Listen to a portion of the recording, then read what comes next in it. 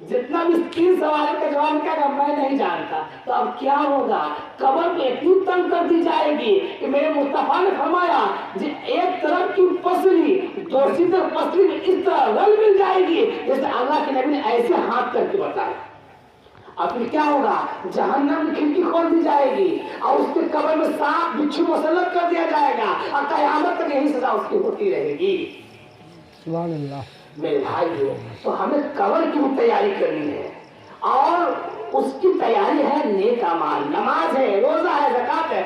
अब एक दिन हम लोग आए कुरान खानी में डिस्कस होने लगा कि कुरान खानी जायज है ना जायज है। भाई मैं कहता हूँ कुरान खानी का लफ्जी माना समझो तो कुरान खानी जायज है। कुरान खानी इसमें फाइल समाई है। कुरान पढ़ने वाला जो कुरान पढ़ने वाला वो सही काम कर रहा है।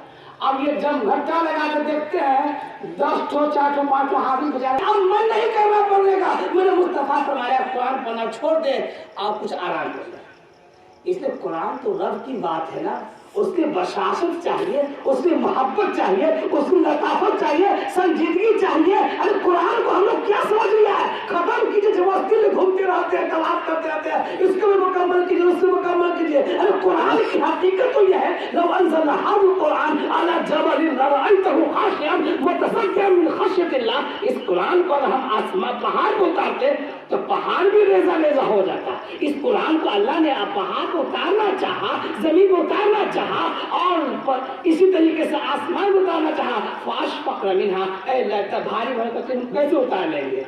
तो आपने इसको क्या समझ लिया है?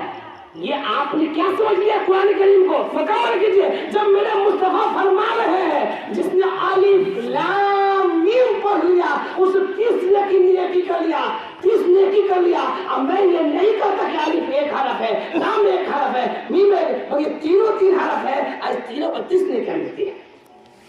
तो आइंदा कुरान करीम पढ़ने में दबाव मत डालिए। और मैं ये कहता हूँ कि आज मैं कहीं इससे बेहतर क्या हो सकता है मेरे भाई? इससे बेहतर क्या हो सकता है? अगर कोई कुरान खानी करा, जब कुरान पढ़ा जाता है वो 4 फायदे। नज़लत अलैहिमुस सकीना, और बस सकीना का नुज़ुल होता है, वो गशियतहुम रहमत, रहमत उसे घेर लेती है, वो हफ़्फ़तहुल मलाइका, और फरिश्ते चारों तरफ से उसका तवाफ़ निगरानी करते हैं। और उस कुरान वाले महफिल का जिक्र अल्लाह के दरबार में होता है, लेकिन दबाव की शक्ल न हो, जबरदस्ती की शक्ल न हो, बल्कि मोहब्बत की शक्ल हो। और मैं ये कहता हूँ हकीकत में हमें करना क्या चाहिए, इस पर अमल नहीं करते। अब आइए हमारी आपकी जिंदगी, आइए तीसरा पॉइंट आइए कि माँ बाप की वफात का बेटा विदेश से भी आ रहा है, अरब से आ रहा है, मुंबई से आ रहा है और खुद कुरानी में खर्चा कर रहा है, पेट वाला और मालदार फकीर को भी खिला रहा है। अरे भाई क्या करना चाहिए? मुर्दे की जो फायदामंद होगा वो किसी उल्मा से पूछा, मिले किसी आलिम से पूछा, जो चाहे मन में कर लिया, लुटा रहे पैसा। अरे भाई सोचो, मेरे मुस्तफा सल्लल्लाहु अलैहि वसल्लम ने फरमाया कि अगर करना ही चाहते हो कि मुर्दे को सवाब मिले तो नंबर 1 क्या करे? अल्लाह के नबी ने फरमाया मन अल्लम इल्मन, जिंदगी है तो इल्म किसी को सिखा दो,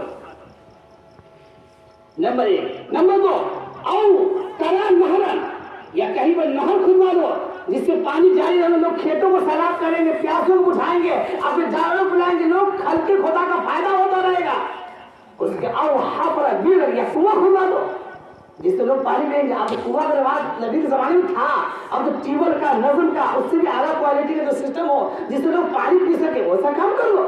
इतना ही और अगर चाहते हो और वो वैसा मुस्तफल मदारिस में बच्चे पढ़ने वाले हैं, मकाती बच्चे पढ़ने वाले हैं, बहुत से गरीब तक बच्चे पढ़ने, कुरान करीम का नज़म नहीं है, आप कुरान हदिया कराइए या उनकी किताब का नज़म कराइए, उनकी कापी का नज़म कराइए और उनको दीजिए, वो पढ़ेंगे तो आपको सवाल मिलेगा और बच्चे